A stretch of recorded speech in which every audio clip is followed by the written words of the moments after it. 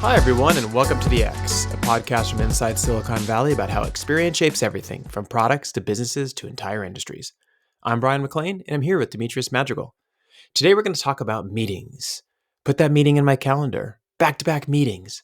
Meetings all day. I need to have a meeting with you. Let's have another meeting. All things meetings.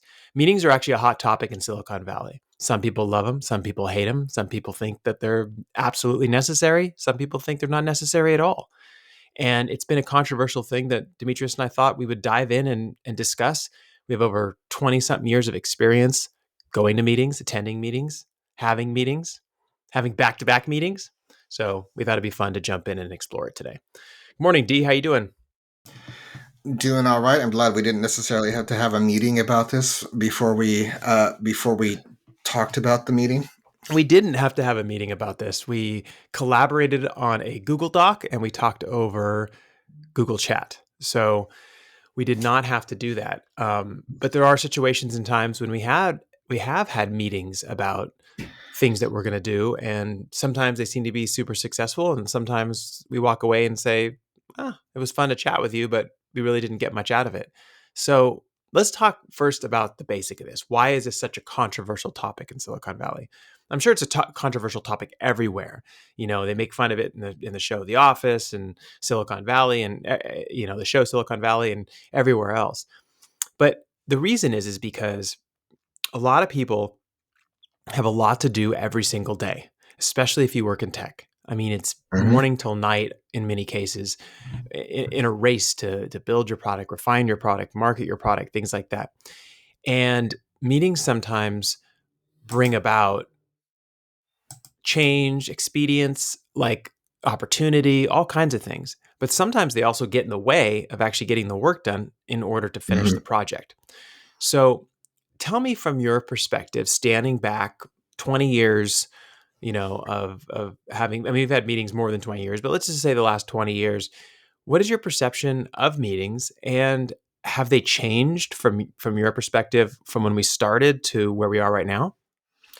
I think the way that meetings have implemented have changed a bit. Like I hear a lot from people who are in meetings like the entire like normal working hours, and I feel like part of this is from back in 2008 when the economy was crashing and people were trying to do more with less, and then some of the leadership in some companies looked at this and said, "Oh, if we can get by having fewer people do more work, then why wouldn't we just do that always?" And that's kind of been something that people have been working to get out of since then. Mm-hmm. But one of the consequences is, the people who are in a lot of these roles are in, 8 hours, 9 hours, 10 hours of meetings. And then when they get done with their meetings, because everybody's trying to get home to their kids and stuff, that's when they actually do their actual head down work. Yeah. And I also think that there is, especially amongst leadership, there is the feeling that it is normal to have meetings all the time because that is the bulk of their work. But if you're, somebody who's actually producing content, producing materials, who's working on designs, things like that, then the time in which you're meeting is ultimately the time in which you're not working. You're So not it's pretty producing. common practice, D, nowadays. I mean, I could think of at least 4 or 5 of our close friends that tell me that the majority of their day is somewhere between 8 and 10 meetings. And then after their kids go to bed at night or late in the evening, they'll sit down and actually crank out some of their work. And then the next day get up and basically have meetings all day long. Yeah. I don't remember this being the case. Now, it could be the fact that the majority of people we know have elevated into, higher level positions and things like that. But I don't remember, 10, 15 years ago, everyone being back-to-back meetings all day long. I remember people like working, and it could be the fact that they were producing and now they're actually leading. But it just seems kind of crazy and out of control because you basically work 2 jobs. You have one job to communicate with people during the day, and then you have another job of actually doing some work at night. Well, I also think that it's important for leadership to not be in constant back-to-back meetings. I think that they need time and energy spent to process the information that they're getting, to think about it, to engage with the product, to engage with the customer or the user on some level, even if it's just reading on, customer feedback comments or message boards or looking at what people are saying on social media, just not always talking to other leadership in meetings, because I feel like it kind of it puts them in a perspective that, okay, everybody is like the people that I'm talking to every day because that's my Mhm. only experience, and that can really shift perspective and affect decision making. Yeah, I also found too that like back-to-back meetings, and when I say back-to-back meetings, let me be clear about this. Like that means that you have a meeting from 12 to 1, you have one from 1 to 2, 2 to 3. Like there's not really Yeah, a break in between any of them. And when you have that, you're not even like getting up, walking around, getting the blood flowing, you know what I mean? Like taking a deep breath, thinking about what actually happened, getting time to yeah, like jog down notes. You're basically cramming notes down during the meetings themselves. And so there are weeks where that needs to happen. I get it. Like there's major things that are kind of going on, but in general, it just seems like it's counterproductive to the way human beings work. And that's something I wanted to address and talk about because I question the effectiveness of people when they're basically just consuming information, writing down information, and then jumping on to the next topic. Like are we just like back in college going from class to class and then we just work all night? I mean, it's almost like that's what the model turned into, right? You go to school all yeah, day and then you do work at night. yeah. Well, it's also one of the reasons why I get frustrated with even the concept of executive summaries to some extent. Like, I think it makes sense in order to kind of summarize some of the bigger points for the people who don't need to be fully informed. But I think that for people in real leadership positions, they are ultimately the people who need to be the most informed. Uh-huh. So it feels as though those are the people who need to really dig into kind of what the implications are and what the data is saying, and not really just fly by the recommendations that are made by people who are not in leadership positions, because if that's the case, they're not bringing what they're supposed to be bringing to the job, which is their experience and judgment in the area. Hmm. And in order to do that, it takes time. You need time in order to intake data, to think about it, to process it, to kind of to make sense of what it's going on. And if you're just going from one meeting to the next, and now you're changing topics, and now you have to try to remember what was said in the previous meeting, like 5 hours from now, Uh-huh. when you're out of meetings, then it's just, everything gets diluted and the message gets lost. Yeah. Well, let me ask you a question. Do you think meetings work? Big arching, overarching question. I think they can work. I don't think that the way in which I think that the way in which they are currently implemented are counterproductive. Okay. And I think it makes people less productive, and I think it ends up getting less work done ultimately, and it creates a sense of stress and just dissatisfaction amongst a lot of people who are out there working right now. Yeah. I mean, there's components basically to these meetings, right? There Yes. is people who come in and they have questions that need to be answered. So let's say you're in a leadership position, someone comes in and says, "Hey, we have two designs. We tested them both. Here's the results. You cool with us moving forward with X versus Y? Here's your last chance to take a look at it or whatever it is." I understand that collaboration. I know that that could be done over Slack, that could be done over any other tool. Mhm. Sometimes people want to see, feel, ask a couple questions, shake it out, and move on. And then you have like you come in and people just want to talk about the Yeah. topic because they just don't understand what's happening or they need to figure it out, and you're basically gaining consensus, right?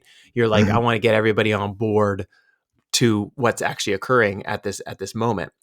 Um, and then there's ones where you kind of go in and it seems like there's really no topic at all. It was just like, well, we have to meet because we're supposed to meet every week or something. And then you get there and then nobody really has anything. And then so everybody just tries to like just, randomly ask questions or try to look important or whatever it is because there's an uncomfortableness, a psychology of being uncomfortable, right? In a situation where Yeah. no, like one person's speaking and nobody else is. Mhm. So it, there's been a lot of different uh, proposed approaches in order to solve this problem, and I want to talk about a couple of them, and then a couple of these ideas, and then we could discuss them. So one of them is this Amazon thing that happens. Everyone has read about it, probably in INC magazine. It's the idea that you come into a meeting, everyone is given, let's say, a printed or digital copy of a summary of what it is that you want to discuss that day. Then Mhm. everybody sits in the room or leaves the room for a few minutes, whatever. They read it, they consume it, then they ask questions. And it's a way of kind of saying, okay, everyone's on the same page. We are talking about this one topic. Here is all the details about that topic because I'm the one who's managing it. So I wrote this up for everyone. What questions do you have? What questions do I have? Let's go. How do you feel about that approach? We have been part of that approach. That approach is effective. Like I said, you could read about it on INC. They've written about it many times. It's a way of synthesizing the content in order to ensure that everyone is hyper focused on a single topic. Well, I think in my experience, it's pretty awkward, and I feel like it is better than some other approaches I've seen, but it still feels to me like this is not necessarily the way to go. I think that they do it because everybody's so busy they don't have time to read a lot of the content. Yeah. I'm not a huge fan. I already mentioned what I feel like. I mean, I'm a data person, so that's my perspective. But I feel like so much gets lost in an executive summary that like there's a ton of nuance. Especially we're talking about people. We're not talking about you know a physical product that's designed to regulate electrical current and stuff. We're talking about people who are going to different people from different backgrounds and different situations are going to behave differently, and there's so much that you need to know. And I Mhm. feel like and take into account with all the different nuances of situations, right? And it's really hard to distill that into a summary. And it's one of the reasons why it's important to have discussions about this stuff, because there's from us doing this, we know that there's so much more data than you can get into a report. Um, but what is awkward to me about this Amazon 6-pager approach is sitting in the room together and reading a document at the same time, and everybody's kind of quiet. I'm like, why do I need to be on a call for people reading? Right? Just read it ahead of time, and then come and have a discussion about it. You could probably get out of instead of it being an hour long, an hour and a half long meeting, it could probably be a 20-minute meeting because everybody's done the reading. I feel like that's what grad school was, right? You had the reading, you went and you did the reading, you came to class and you had a discussion about the reading. Mhm. Um, and then I felt like high school was more like, all right, let's do the reading all together in the same room because we need to keep an eye on you and make sure you're actually doing it. But Mhm. in a world of professionals, it doesn't seem like it just doesn't feel right to me. Yeah, but what about the fact that people all learn differently, right? So, like, there are people who learn better by hearing things versus reading things, meaning that when they're in a meeting and people are explaining something or presenting or talking about it, they can consume that Hmm. information better. And then others, like yourself, that would rather just like read it, consume it, understand it. And then if you have to go to a meeting, then you're kind of prepared for it. Well, I do like to read it, and that's one of the reasons why it feels awkward to me too. Because the way I read is not necessarily the way that other people read. I'm not just gonna. I don't usually just read something, especially when it's. I mean, maybe fiction, but when it comes to nonfiction, whenever I'm reading something, I'm almost always looking at other materials in order to kind of cross-reference it, Uh right? huh. So if I'm reading a news story, I've got another tab or two open, like, all right, well, somebody said this. What's the context around that, or is that true? This thing that they're saying. I'm always kind of checking back. I might go back and read something a couple other times in order to fully understand it. Like, oh, somebody said this thing. I tend to question a lot of stuff that comes up, so will tend to take me a little bit longer to get through something that really want to understand it than other people do.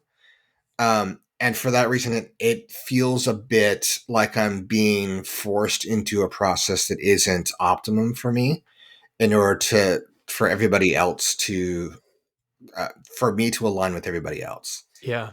But I So mean, that that begs the question though. I mean, does that mean that all meetings should be optional? Meaning like if no, someone needs to be there, needs to listen, needs to understand, um, that the assumption shouldn't be that cohesiveness will be created, understanding will be created, and everyone will be aligned and on the same page simply because everyone's in the same meeting. yeah, I think that's the assumption. I think meetings have kind of taken the place of real collaboration. Like in the old days, you and I used to do this. When we were in college or when we were at NASA or some other places, a lot of times when we were working, we just get together in the same room and just start working, right? Like we share an office and you just start working. And sometimes we would be like, "Hey, come over here and take a look at this." Yep. Um, and you would just be there next to each other. And you can do this virtually. There's nothing stopping you from doing this these days. And it's like, hey, hop on a quick call. We've known plenty of people who, engineers, for example, who would be in a message board and also maybe be in like a 8 hour video call and just be working, and they'd be like, "Hey, Bryan, what do you think about this?" And there would just be like this open flow of communication Hmm. that you can't do anymore, mostly because you're spending all your time in meetings because they're trying to force a level of collaboration in a context that it's not set up for that, right? Most meetings are about like presenting and getting feedback at this point, Yeah. right? It's one person is leading the meeting, they have the agenda, they go through the things, everybody says their little bits, and then people move on. But it's not the same thing as real collaboration. Because in real collaboration, you're actually working on something in the moment and you're bringing other people to do that. And kind of Well, the Amazon approach feels like it's a little bit of that, but all the work has already been done. You're kind of reacting to the work as you're reading it off of the 6 pager. yeah. I mean, I definitely have had those sessions where they worked really well. I mean, I think when everybody kind of knew what they needed to do, but they all needed each other's support a little bit in the room. I mean, I remember we did a project at NASA one time.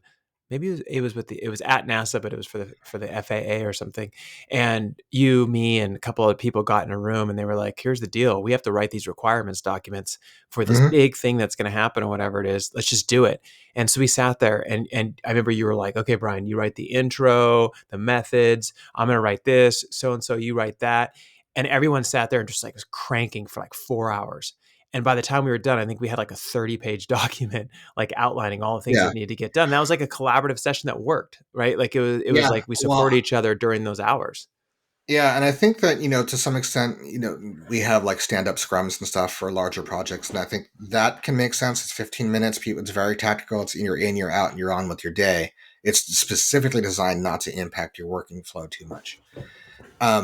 Now, I remember from those days there were two different types of sessions like that. Uh-huh. One was where we had maybe 4 or 5 people, 3 or 4 at max 5 people in a room.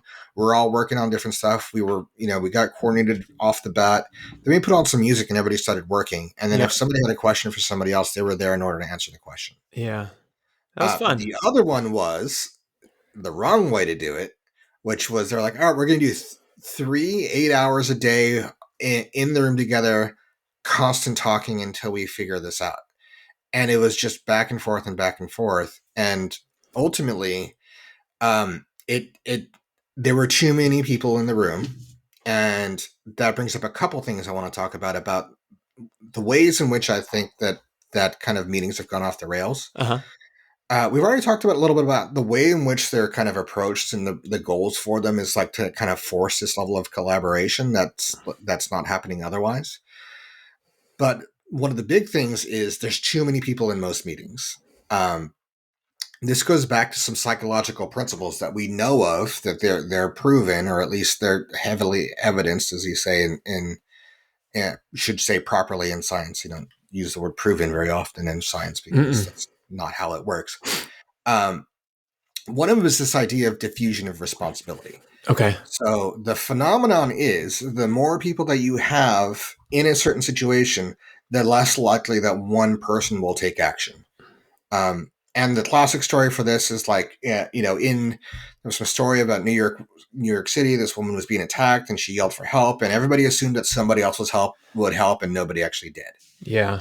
And this way this shows up in meetings is, somebody's running a meeting. You've got 15, 20 people in the meeting, and somebody asks a question, and nobody answers. Yeah. Um, and the feeling is it's just a fusion of responsibility situation where nobody's really sure who should respond on this, and maybe they don't want to for whatever reason. There's a bunch of reasons that I'll mention. So they're going to wait for somebody else to speak up, and that might be because they're not sure if they should speak up on this or somebody else should speak up on that. They're also worried because there's so many people on the call. They're like, okay, if I say this, now they're going to hold me to it, and there's like 15 people hearing it. So like, I don't want to risk looking bad. But it kind of breaks things apart to the point where now you have, um, you know, all these people in the meeting and nobody's talking. And I hate that when I'm going in and I'm running a meeting and presenting something, whatever it happens to be, and there's 15 people on it, so I know that almost nobody's going to talk. If I'm lucky, I'll get 2 or 3 people talking, and everybody else is just going to be silent. And it just feels really, really awkward, and it's usually counterproductive. Yeah. You know, we've had so many of those, and I remember someone telling me a long time ago, they were like, oh, your car, you're better off having your car break down on an old country road than you are on the freeway, because no one will stop on the freeway. And I think it's getting to that point that you were trying to make there. Like, a bunch of people see, someone else will do it, right? And then Yeah. if there's like one other person in the room, they're like, oh, I guess I'll answer, right? I look at this and I think to myself, okay, there has to be a happy medium, right? There has to be something that works well for everyone. But there is this theory, D, that if you put a bunch of people in a room and you keep them in there long enough and they're talking about a topic, that somehow great ideas will emerge, that people will push each other, and eventually something great will come out of it, or something interesting will come out of it. And you see this a lot with discussions in the writer's room, like for people who Hmm. write for Hollywood and stuff like that. And they'll say like, oh, the first 4 hours, people are in a room and you're kicking ideas around. They're not that great. And then people get a little punchy and funny, and then they start eating dinner. And next thing you know, these really great ideas emerge. And that's kind of like their process. That's like the Hollywood writing process, right? And I just don't see that as. I know that's true in some categories, in some areas.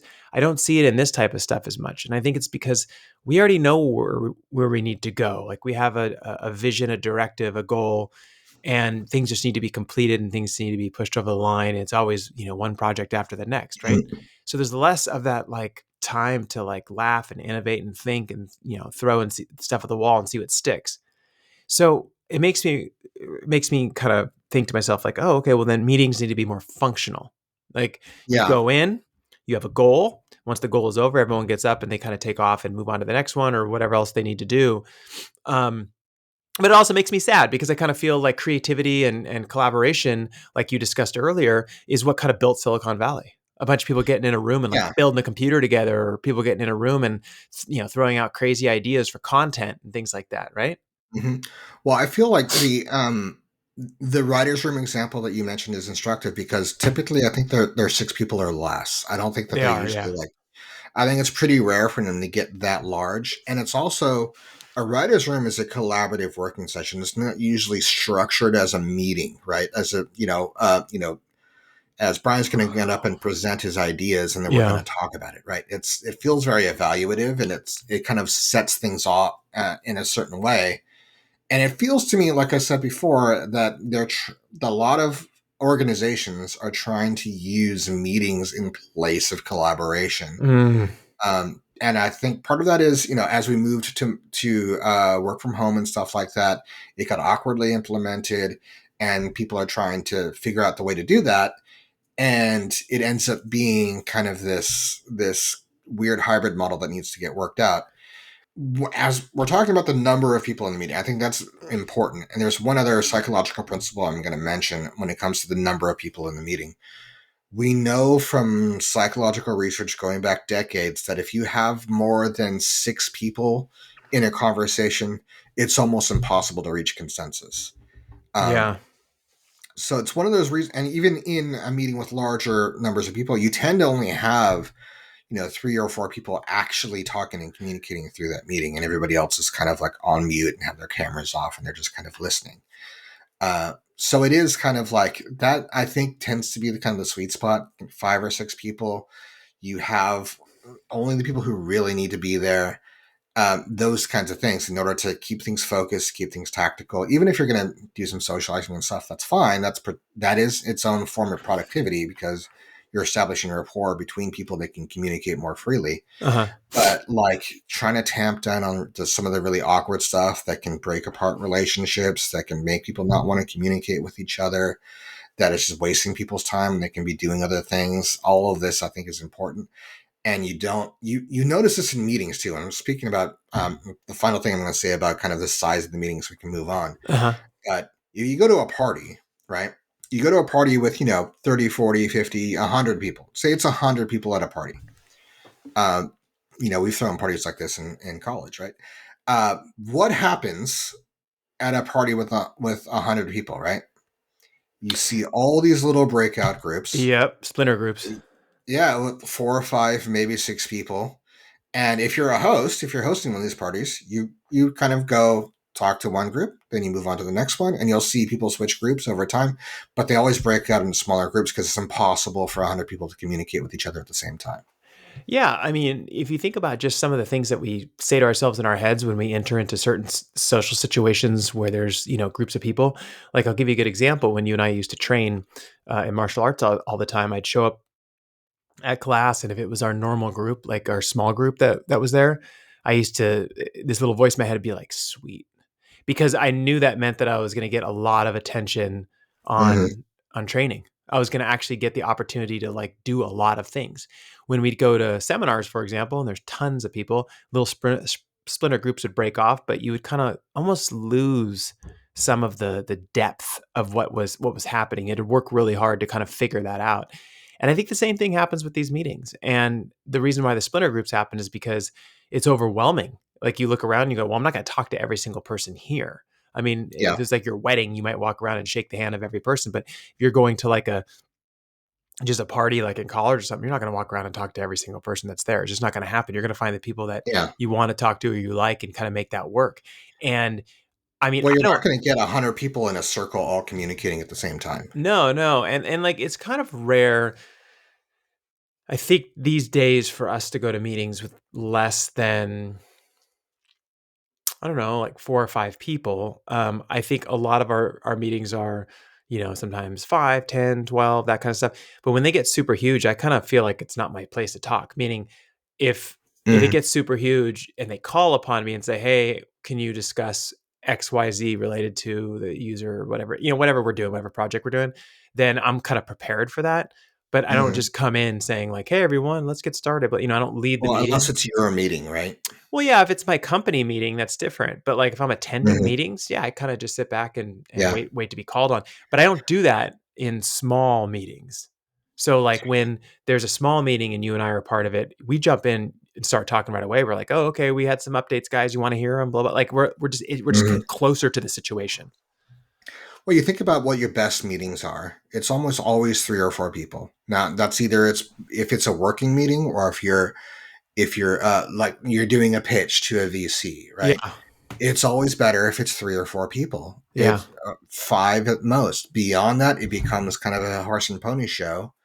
And there's always going to be, the all hands. But to me, that's a little bit more of like a presentation, like a keynote, right? It's Hmm. one person. They're just they're presenting to the entire organization or a large amount of people, and it's to distribute information from that person's mouth. It's not the same dynamic as a meeting where now we're going to spontaneously have discussions. That's the hope for a good meeting is spontaneous discussion. Yeah, and I think what you're describing, like you said, is collaboration. Hmm. Right? Like meetings and collaboration, maybe because we're blending them in many different ways, it's causing that confusion. I mean, maybe you're onto something there, that people really don't know how to, discern the difference between collaborating and meeting, right? Like if people Yeah, come into the meeting thinking they're gonna collaborate, but it ends up being just a meeting to discuss something, then yeah. it kinda throws it off, right? Because everyone has different goals. My where the difference comes in for me is that when you're collaborating, you're actually working on something that has a deliverable, something that will become a released product maybe, or something that will become a pitch for something else. You're actually producing something. If you're in a meeting, you're talking about it, but you're not actually producing anything. You don't have your laptop open and you're typing or whatever your work involves. You're, you might not even need your laptop. You might not even not be taking notes. You're just having the conversation. And if it's that, then it's a meeting. And I think that meetings are important when they're implemented properly for organization, for coordination, for communication, but not. It's a different dynamic than actual work collaboration. Yeah, I mean, just for fun, do you remember the worst meeting you ever attended? You wanna tell a story about the worst one you ever went to? Or the worst behavior you ever saw in a meeting? I mean, I've heard stories of people like screaming and like storming out or going and sitting in the corner and stuff. I've heard stories of somebody had a stroke during a meeting and nobody noticed because he normally slept through the meetings anyway. Oh my gosh. Um, I think for me, what the worst were some of those like 8 hour meetings where they expected to kind of get together and talk until they found a solution. And one of the worst things about that is because nobody was actually like dedicated to like documenting what came out of the meeting. It ended up being like, all right, well, now we've got to assign some intern to listen to the 8 hour recording of this meeting in order to kind of get down what came out of the meeting Yeah. because it wasn't properly documented. It's just too many cooks in the kitchen and not enough people who are actually like head down doing some of the work, and we're out of balance like that. It's a little bit too top heavy in some ways. Yeah. I remember we were hired, a pretty significant amount of money. Like it was a good big project, and they were doing this thing where they were having like 8 hours a day of meetings where everyone can go and present the things they're working on. And the goal basically was that the people who attend the meetings can get up to speed on what everybody's doing. And by the time this week is over, I mean, it was like literally every day for a week. And by Mm-hmm. the time this week is over, everyone's clear about what everyone's doing, and suddenly everyone's all aligned, right? But the problem is that nobody could pay attention for that long, right? And so senior leadership. This was very early on when we started the company, and senior leadership came up to me and said, "Hey, I'd like to send you these meetings all day. Can you just write notes about what everybody says?" And I was like, "Oh, okay." That was terrible. Was that? That's terrible. I know. And you were in another building, actually working on something. And I said to him, I was super honest, and I don't know what made me say this, but I said, "You're paying me a lot of money to design a product for you. Do you really want to pay me to sit here all day for the next week and take notes for you?" And he was like, "Oh, no, no, no, no, no, no, no. Sorry, I thought you're a project manager or something." And he made some sort of comment, and then he walked off. Well, that's intern work for one thing. Yeah, and I think he was confused of like who I was or something. But it was really interesting because instead of him sitting there, which actually that's what he needed to do, was to sit there and be part of this meeting and learn everything, because he was in the senior leadership role. He was hoping to outsource it and get like executive notes, and then have that person come and just brief him so that he didn't have to do it. And I remember Yeah. thinking, like, what a terrible idea. The whole meeting, the whole setup, everything was not a good idea. It was poorly executed. The project turned out great, but like it was poorly executed from a collaboration standpoint. But here we are, 2022, and zooming ahead a little bit, and there's all these different tools that exist, right? So we Yeah. have asynchronous communication stuff like Slack. We have you and I use Google Chat a lot. You have Zoom meetings. You have physical meetings. How, gosh, I mean, how do you figure out what the beautiful blended recipe is for perfect collaboration with your teams when you have all these great opportunity? I mean, sorry, great products to use in order to help you figure that out, right? Like, what are your thoughts on that? Well, I think first is kind of setting reasonable expectations for what a meeting is for. And I think a meeting primarily is for communication and coordination. It's not really for work collaboration. For work collaboration, there's other ways to do that. What you said before, if I mean, meetings need to be kept to a reasonable length, and they need to be kept to a reasonable size. If you're in the situation where you feel like you need an 8 hour meeting in order to kind of get everybody on the same page, then there are problems with your process that are not going to be solved by a meeting, right? You need to figure something else out within your process, and there are tools to help with that. That's why things like Jira's and Scrums and Kanban. That's why that all exists in order to get things organized and coordinated. If you are presenting information or presenting a design or something like that, then there I almost always prefer to, because I do a lot of presentation of data, to provide at least some resource ahead of time so they can, so I don't have to basically tell them in that moment, and then they might ask questions without having time to really think about it. Yeah. So it's much more productive if people are able to read through, and there some people should read through the whole thing and some people should read through the executive summary. But the people who are most likely to have to make decisions based on this, as Mhm. opposed to just be informed of the decision, those are the people who should be reading the whole thing and come in and should engage and should try to keep it to 5 or 6 people. If there are If there are people you want looped in, um, but they're not really active on it, then let them record the meeting and let them watch or listen to it after the fact, Yeah. or give them notes and stuff. Otherwise, their presence, you think, okay, they're just there, just observing everybody, just ignore them. But it's not really how human nature works. They know that there's a person there and they're listening, and they don't want to say something that's going to come back to haunt them, and it ends up being an awkward situation. Yeah. It's funny, I actually was in a meeting recently where the person who was running the meeting said, Brian will be presenting XYZ today. And I was like, I am? like I wasn't even informed of that, right? Like Yeah, I thought it was a discussion and it ended up being a presentation. And, I'm usually pretty prepared. So like I was able to pull it off. But like it's one of those things where you go, oh, okay, like I need to people need to be informed of what needs to happen at the meeting, how to proceed in the meeting, how to act in the meeting, whatever it is. And then they come in and then they do it. I'll tell you the one tool, you said collaboration earlier, the one tool that I think is like saved everything and made everything faster. And to some extent also made things a little bit slightly harder in a different direction, has been Google Shared Docs. yeah, Because back in the day, right, we would write something, put it on a server, someone edits it, put it on a server. Like it was really hard. And having these collaborative documents where everyone could jump in, you could send a link out and say, hey, today we're going to talk about this document in the meeting. And everyone reads it, they make comments, they edit it. And then when you get to the meeting, you say, hey, everyone, I saw your comments. I'm going to address a couple of those, and then we're good to go. It's been helpful. mm, The downside of that is that, and you and I have talked about this, is that when you share that document, everyone feels compelled to have to make a comment.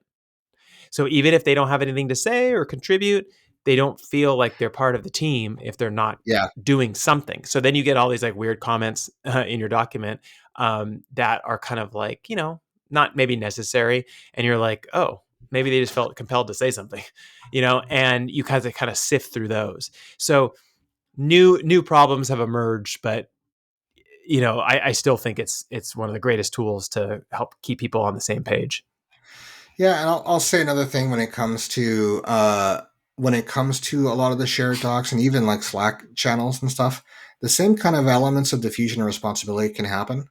Where I've definitely had the experience where I've shared a doc with a group that maybe was too large, and then nobody wants to be the first one to put their feedback in. And Mm, then once they do, they're like, okay, so and so handled it, so I don't have to bother. So it becomes a little bit too messy. So it's one of those situations where it is like, let's identify, the people who really need to take a look at this and have them do that. And then maybe there can be a second round with more people that can go broader, just to make sure you didn't miss anything. yeah. But ultimately, I kind of feel like meetings are I think a lot of people look at meetings as like, okay, we're going to come together, we're going to share things, we're going to make some decisions.